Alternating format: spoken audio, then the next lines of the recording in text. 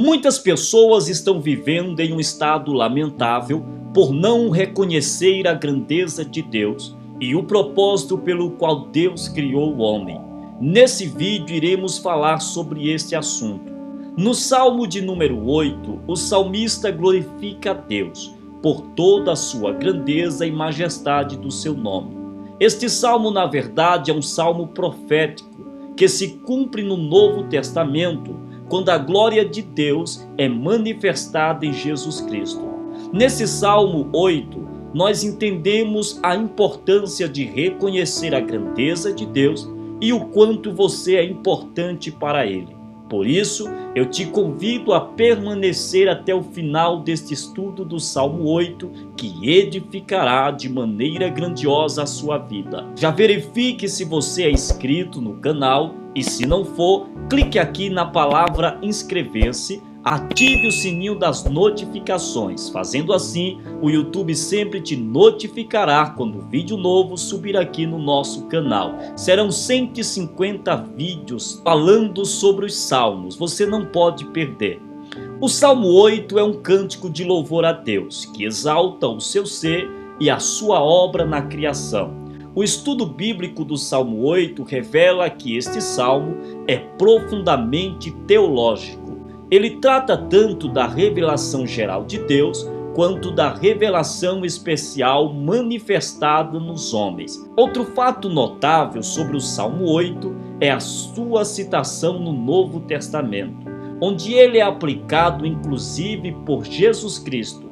Por isso que, em certo sentido, este salmo também é considerado um salmo messiânico. O Salmo de número 8 foi escrito por Davi, mas não é possível dizer em que ocasião de sua vida ele escreveu o Salmo de número 8. O mesmo título ainda indica que o Salmo de número 8 foi direcionado ao mestre de canto. Implica-se a dizer que este era um salmo usado na adoração pública em Israel. O Salmo 8, ele revela a adoração e o louvor sobre a glória de Deus. Quando o salmista começa o Salmo de número 8, entre os versos 1 ao verso de número 2, começa com uma declaração de louvor a Deus. O salmista inicia o salmo se dirigindo a Deus por seu nome de aliança, Yahvé. Logo após citar o nome pessoal de Deus, o salmista ainda acrescenta outro título que denota a soberania de Deus como governador de todas as coisas. Aqui, o salmista está olhando para a grandeza da criação, cada coisa que Deus criou e colocou no seu devido lugar e com a sua devida função. Neste salmo, o salmista entende que Deus é o governador de todas as coisas. Olha o que ele diz: ó Senhor e Senhor nosso. É interessante notar a forma como o salmista se refere a Deus de forma pessoal e íntima. Logo, em seguida, o salmista exalta a grandeza de Deus. Ele diz: quão magnífico em toda a terra é o teu nome, pois expuseste nos céus a tua majestade. Neste verso do Salmo 8, o salmista fala da revelação de Deus na natureza. O salmista diz que o nome de Deus, que nesse contexto significa o caráter de Deus que revela sua pessoa com todos os seus atributos, é magnificado em toda a terra, assim bem como a majestade divina está exposta nos altos e sublimes céus.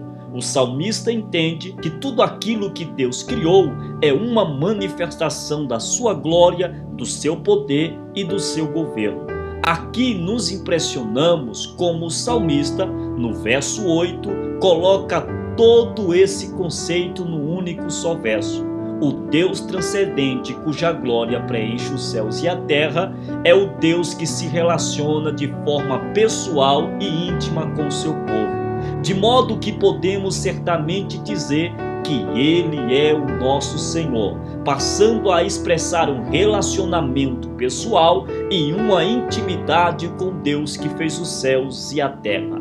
Aqui entendemos que quando o salmista diz ó Senhor, ele está falando de um Deus que é Senhor sobre a terra. Mas quando ele diz nosso Senhor, ele está falando de um Deus que, além de ser Senhor sobre a terra, de modo pessoal também é o seu Deus e o seu Senhor. No Salmo 8, entendemos que o louvor à glória de Deus não está apenas nas alturas com a exposição de sua majestade no céu, mas também está na boca dos pequeninos. Sim, Deus colocou o seu louvor na boca dos recém-nascidos e pequeninos. O Senhor Jesus também citou essa verdade após ter purificado o templo em Jerusalém.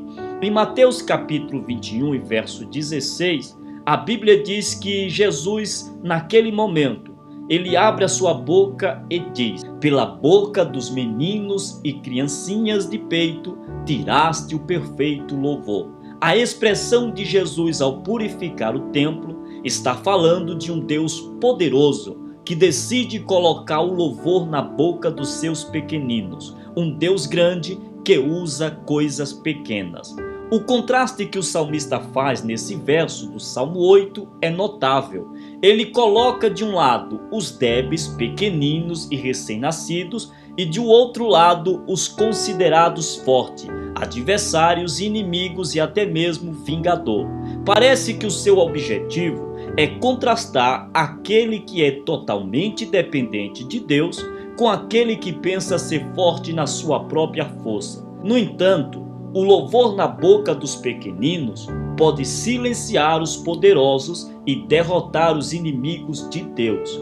O combate entre Davi e Golias é um grande exemplo de que Deus usa os pequenos para confundir os grandes. A presença de Deus na vida do pequeno Davi foi o suficiente para derrotar o autossuficiente Golias. É o Deus grande usando um homem pequeno. Um Deus soberano usando as coisas desprezíveis desta terra. Neste salmo, entendemos que Deus usa quem Ele quer e coloca o louvor dele na boca de quem Ele determinou.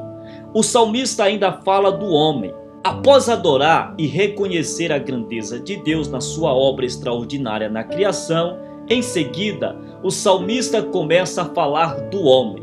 Primeiro, ele posiciona o homem em seu devido lugar quando ele diz: que é o homem, que dele se lembres, e o filho do homem, que o visites. Salmo 8, no verso 4. Obviamente, o salmista está se referindo à fragilidade e à transitoriedade dos seres humanos diante da grandeza e majestade de Deus. Mas algo que nós devemos notar e expressar a nossa atenção aqui é que o salmista, quando ele fala do homem, ele fala exatamente da criação de Deus. Porém, o salmista no Salmo 8 também testifica a respeito da posição destacada e dominante que graciosamente Deus concedeu ao homem no reino da criação. Por isso ele escreve: fizeste, no entanto, por um pouco menor do que os anjos, e de glória e de honra o coroaste. Depois o salmista ainda destaca como Deus deu ao homem o governo das coisas criadas por ele. Aqui nós entendemos que Deus nos chamou para governar. Não é as situações, os problemas, as dificuldades, as lutas da vida que devem nos governar. Deus nos deu autoridade para governar. É por isso que Paulo sempre dizia: sou mais que vencedor em Cristo Jesus. Quando você tem intimidade com o Criador, você tem autoridade sobre a criação. Nesses versos, Davi fala do homem como a coroa da criação de Deus. Mas é ainda mais importante entender a forma como o Novo Testamento aplica estes versos à pessoa de Cristo, como o homem perfeito que restaurou o domínio sobre toda a criação, fazendo certo o que Adão fez de errado. O nosso Senhor e Salvador Jesus Cristo nos devolveu esta autoridade quando na cruz do Calvário nos resgatou do pecado, da morte, para a vida em Cristo Jesus. Dessa forma, podemos entender que todas as coisas estão inteiramente sujeitas a Cristo, coroado de glória e honra, e por intermédio dele, os remidos também são convidados a participar do seu governo. Aqui nós entendemos a obra redentora de Cristo, de colocar o homem em uma nova posição, de resgatá-lo do pecado para uma vida de santidade na presença de Deus, a fim de que, assim como o pecado reinou na morte, também a graça reine pela justiça, para conceder vida eterna mediante Jesus Cristo, nosso Senhor. Entenda que agora em Cristo Jesus somos mais que vencedores. O Salmo 8 termina da forma como ele começou. O salmista fala do nome de Deus sobre toda a terra. O homem é a coroa da criação de Deus, mas por mais nobre e digno que possa ser o seu lugar como corregente de Deus neste mundo, sua posição mais importante é como servo e adorador, que se curva diante da majestade do Senhor. A verdadeira grandeza do homem está em conhecer a Deus e poder se relacionar com Ele, viver uma vida de adoração, submissão e santidade na presença do Senhor. E isto o Salmo 8 deixa muito bem claro. Chegamos no final de mais um Salmo, o estudo do Salmo 8. Te espero no próximo Salmo, que será o Salmo de número 9.